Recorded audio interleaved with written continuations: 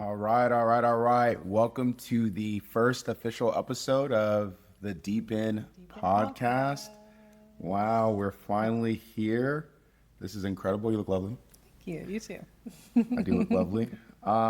So for this first episode, we actually want to talk about, I think it's key foundations that you need to have a solid marriage, but ones that people usually do not talk about. Yeah. Right, so everybody knows if you've got a Christian relationship, you need prayer, you need fasting, you need Christ at the center.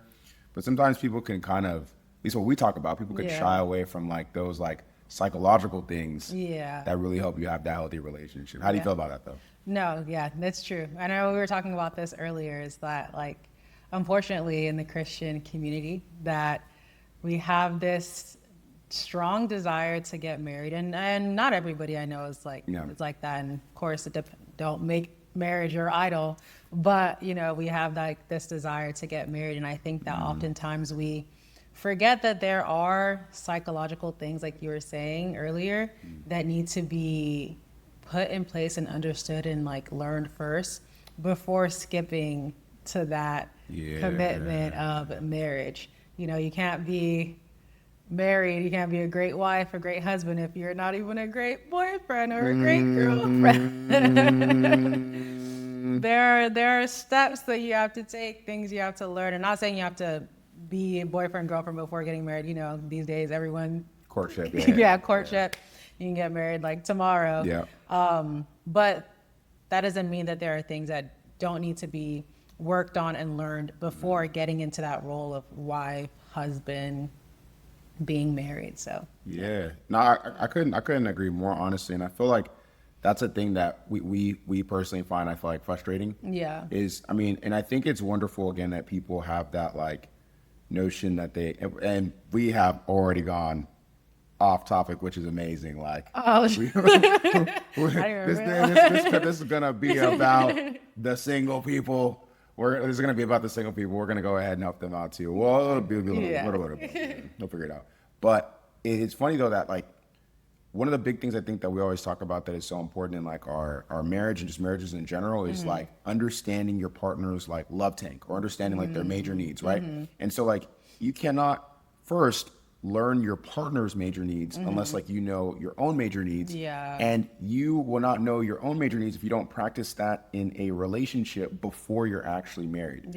Right? Like, I know we all know a whole bunch of people who will always talk about how they want to go ahead and be a wife, be a husband. They want to be a good wife or be a good husband, but you put it very beautifully. How can you be a good wife if you can't even be a good boyfriend? How can you be a good husband if you can't even be a good boyfriend?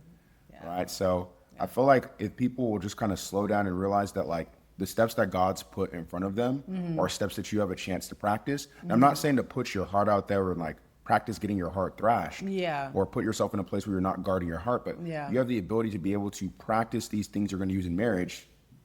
Not everything, of course. Not everything. Certain things God said not to do when you're dating, but you have a chance in courtship or dating to practice certain skills. It's like communication, knowing your needs, your boundaries, etc., so that you're getting a better chance to do those in marriage. For sure.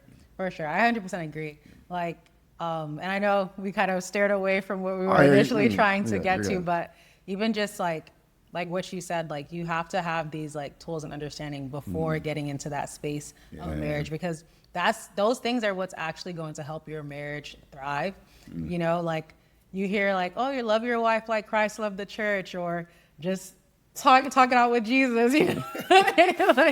like yes, but what does that actually look like? What tools do you have to know what to do, like how to actually put that into practice? Like what does that look like practically? And because like we're not learning these things prior into becoming a wife, becoming a husband, when you actually get to that space of marriage, then you're like, oh, I thought I just prayed away. I just prayed away. Just pray for him. Like, shut up. I'm not gonna mess up your makeup. You just prayed away. But no, you need to understand how do you meet each other's needs? You need to understand, okay, what are my core wounds and how does that come up when it comes to disagreements and arguments and communication? How do I communicate? Am I a direct communicator, an indirect communicator? How do I handle conflict? These are all things that we need to understand prior to getting into a relationship and, getting married. And of course, these are things you can learn in your marriage. Like, you don't have to be perfect. You don't have to have all of these things figured out prior to getting there, but just putting yourself in that mental place of, okay, I actually need to learn what it looks like practically to love my wife like Christ loved the church. I actually need to learn what it looks like practically to just resolve conflict, have communication. All of these things, like, it's so important. So I think that unfortunately that isn't being prioritized. And there's like this fantasy of, I just want to have the marriage. I just want to be a wife. I just want to be a husband. And then you become the wife, you become the husband, and then there's like, Rich, you're like, what is this? It didn't need to be like this. God is eating his popcorn upstairs like, look at that fool. And we've been there. No, for sure. We've been in seasons where we both had that fearful avoidant attachment, obviously. And so at points in times in our life, we've been like, okay, maybe we don't need to be in a relationship. We can just wait for God to bring the next person, let the next person be our spouse. Not understanding that the person in front of you, and I'm not saying to play with nobody's heart. Like, I personally like the whole 3 month dating world that people go by. Like, you guard your heart. You all both set appropriate boundaries. You go at a slow pace. And at least for that 3 month period, once you're getting to know each other, you can get to know, does this person have the same values as me? Does this person know their major needs? Does my major needs align with their major needs? Can we both handle conflict healthy and repair conflict healthy? So it's like, even though we all want, of course, in those single days to have the marriage be the next thing, God uses every season in every way to be able to build you up for that final season that he has for you. So why does that all of a sudden not apply to dating as well, too? And so you said something interesting, though, about major needs that I think that, how would you, I know we both have our definitions of like major needs, but how would you define like major needs if you were explaining to somebody who's never heard that term before? So like major needs are the top things that you need in your life to fill your cup. Whether that be, maybe you have a major need for adventure and you love the thrill, you love adventure, you love like going on trips, doing things. Like girls that love to travel, you have a need for adventure. You have a huge. You have a huge. The restaurants, the variety, the trips, the combo. You have a need for adventure. So it's just the things that you need to make you feel like fulfilled, that fill up your cup, and then then your partner has major needs as well too. And I know this is kind of going off topic, but like the whole purpose is to fill each other's cup while also meeting your own needs as well. So, 100%. And I love the point she made about like adventure. And I would also say I have a similar understanding of like major needs in that these are the things that are going to help you feel like safe, secure, satisfied, and fulfilled in your relationships, right? Obviously, God meets a lot of these for us, but like your partner, your physical, earthly human partner also meets these needs for you. Right? We primarily talk to married people. We'll be honest when we say married things. The people who say God meets all my needs. Whoa. So how are you going to have sex? That's a need that's getting fulfilled, not by the Father. Sometimes people over spiritualize, again, these very practical things that can help them to actually practically live out what Scripture is saying. Right? So if you know your partner has a need for validation, they have a need for reassurance, they have a need for adventure, right? Then you can actively help them to fulfill that. Maybe prioritize their major need over yours and be selfless versus actually just saying, oh, I'm just going to pray and God's going to fulfill all my needs. Like you need that practical element in your relationships. And speaking of adventure,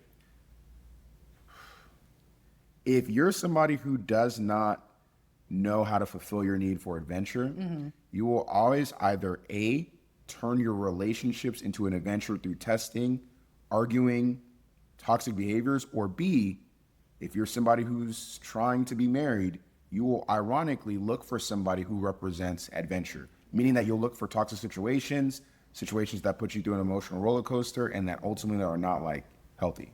Been there. We've all been guilty.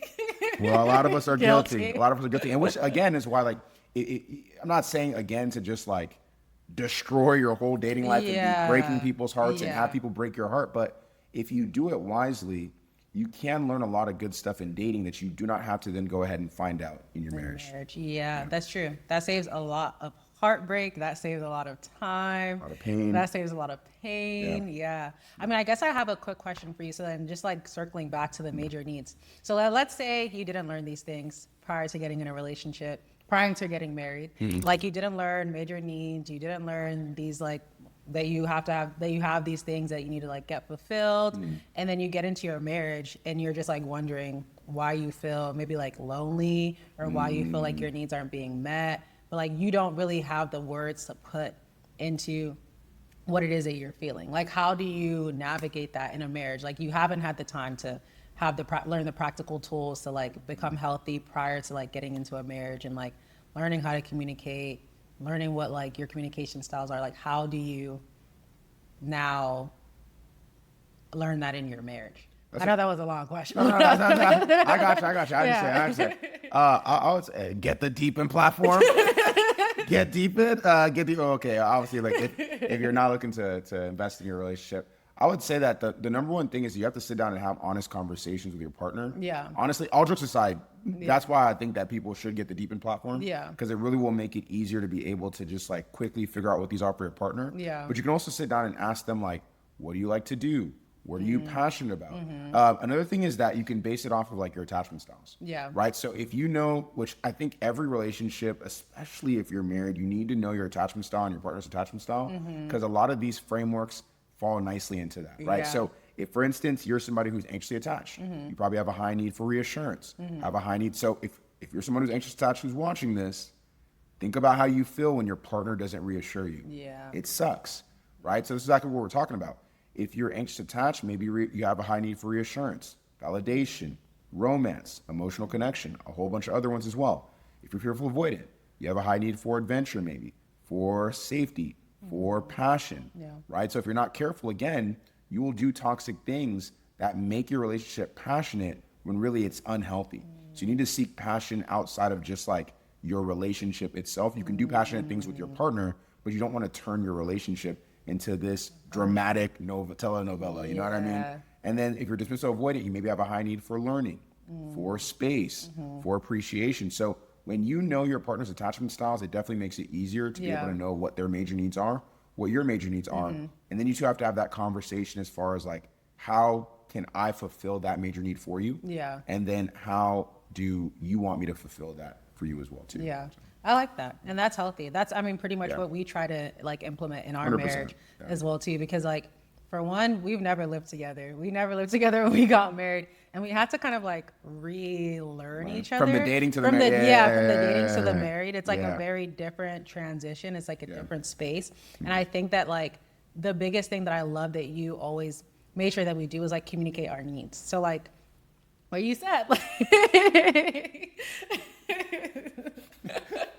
if you have a need for adventure, let's communicate that. Let's see how we can meet each other's needs for that. Let's see how we can meet that individually. Because then like, one, you're getting those needs met by yourself, but then you're also allowing yourself to depend on your partner to meet those needs for you. And that's where I think like a lot of times like there can be like friction and like maybe even leading to distance and misunderstanding of each other because you don't know what your partner's needs are. And then like you may not even know what your own needs are. You don't know how to meet them. You don't know how your partner can meet them. Maybe you're even nervous to ask your partner to meet them for you. So then you end up thinking like, oh, he might not even care about me, or she doesn't understand. We're just growing apart. We're just growing apart. Yeah, we just don't understand each other. We're disconnected. And it's like, no, you just have to know what your needs are, communicate them. Of course, there's more deep in platform. But that's like a really good foundation. 100%. Like if you're that married couple and like and we sincerely mean this, and you really feel like you and your partner are going like two separate ways, you feel like you guys are growing apart, you feel like you're in like a marriage where like you're roommates or you just feel lonely, a lot of times it's because your major needs are going unfulfilled. And because you don't know what your 5 to 10 major needs are, you don't know what your partner's 5 to 10 major needs are, and you don't know how you like to get those major needs fulfilled individually together on your own, you of course are going to grow apart. And in fact, even for the people who, let's say that like you need reassurance, you need validation, right? Again, you have more than 2, but let's say you need those needs. As we all grow and progress in our relationships and marriages, your major needs are going to shift. So it's always important that you need to check in with your spouse and figure out, hey, what are your major needs now? 6 months down the road, what are your major needs now, right? Because your major needs will shift. And if you don't keep checking in and they shift, now all of a sudden this person has different interests and hobbies and tastes. You're saying, I don't recognize the person I married. It's because their major needs shifted. That's so true. Which is why it's so important to stay connected and have those conversations. That's so true. That will literally save relationships, friendships, family ships, whatever it's called, like everything. Yeah. So like, okay, so then how do you feel like you should start communicating those needs to like your partner? And what if you have a partner who is unfortunately like maybe very defensive, and you just don't know how to communicate to them in a way that they'll receive it without being like offended? Okay.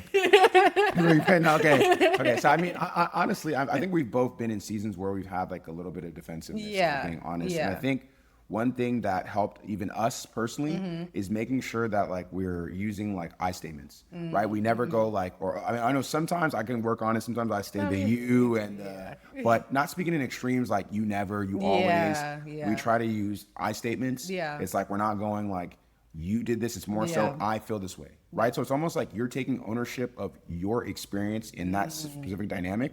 So let's say I had a need for, let's say like to feel important. Rather than saying, you never make me feel important, you make me feel better, you don't spend time with me, I would go ahead and first appreciate the person. So like, I always appreciate how much you do for us. I appreciate how much you care for us, because you want to assume that positive intent. Yeah. And then I'm going to go ahead and say, and I know you care about our connection. I care about our connection too. And because of that, I've been noticing recently, I feel unimportant. I've noticed that when you're spending time with your friends, it makes me feel a little important. Yeah. And here's a key part. You got to reassure your partner too. Yeah. You have to let them know, like, I know you're not intentionally doing that. I'm not saying you're being malicious. I'm not saying you're trying to make me feel important. That's just how I feel. And then here's the part that people always miss. You have to clearly communicate the strategy in order to fulfill that need from your partner. So then you go, so if you're trying to help them to make you feel important, and you feel important when they go ahead and spend 30 minutes of uninterrupted time with you after work, you have to tell them, are you open to spending 30 minutes of uninterrupted time after work with me on the couch? That there's no way for misinterpretation, because how I feel important is definitely not the same way you feel important. It's just like love languages, right? Somebody may say that their physical touch is getting massages. Somebody may say getting their physical touch is like a back rub. Someone may say it's just getting a hug or cuddling. All of us get our love languages met in different ways. Same with major needs. So we have to be clear about what that strategy is. That's true. That was really good. That's why I married him. But no, that's so true. Like, and I remember even like from when we first started dating, like that was something that like I had to learn, was how to communicate how I needed that need met. And I think that we've grown into like a better space so where we can not just identify what our needs are, but actually communicate it in a way that's like receptive to each other. And then also identify how you can meet those needs, because like how you can meet those needs is like very important. And then you're also practicing giving your partner the opportunity to show up for you, to actually like meet that need for you. So I definitely agree.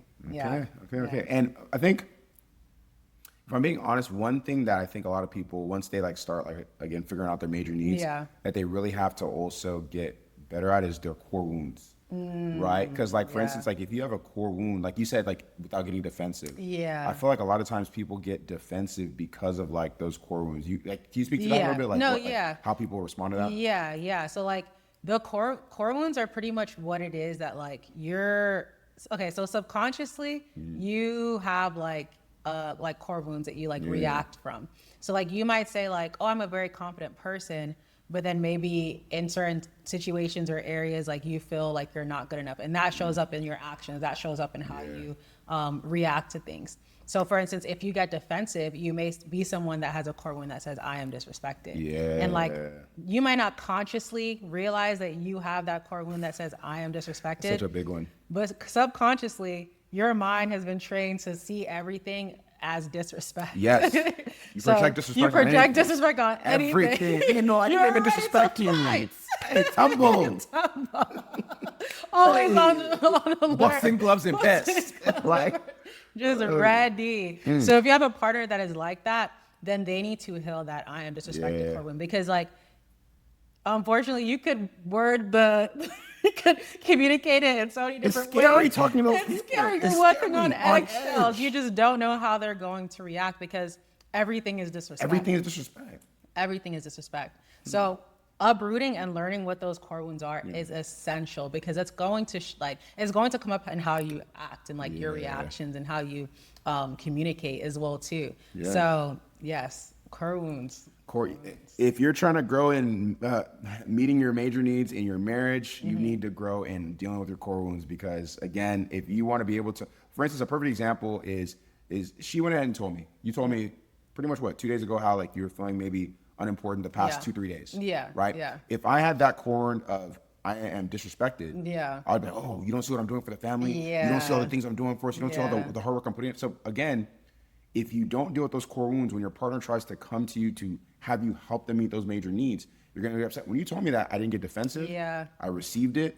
You told me exactly the specific strategies to help you fulfill those needs. I was like, got it. I can do that. And we're going to course correct. Right. So it's not that when you're secure attached, you never have like these little times where like you may get a little bit off course. But the cool thing is you quickly recognize it and you can get back on track without either person being ready to box. I know. Everything's not a boxing. Everything's not a boxing. You're not Tommy Fury. Everything's not a boxing match. So I don't know. But I think ultimately, like, if people can just learn their core wounds, but more importantly, learn their major needs and their partner's major needs, they have a lot more success. I agree.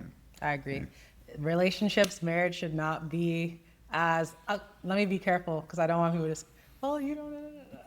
It shouldn't be as difficult and as there are challenges, but it shouldn't be. Yes. It shouldn't be the roller coaster. It shouldn't be what did you say earlier about like the adventure, the toxic, it like doesn't have to be a Tyler Perry film. Not everything's a Tyler Perry film. Not everything's a Tubi film. That's a perfect way to. It should not have to feel like a Tyler Perry film.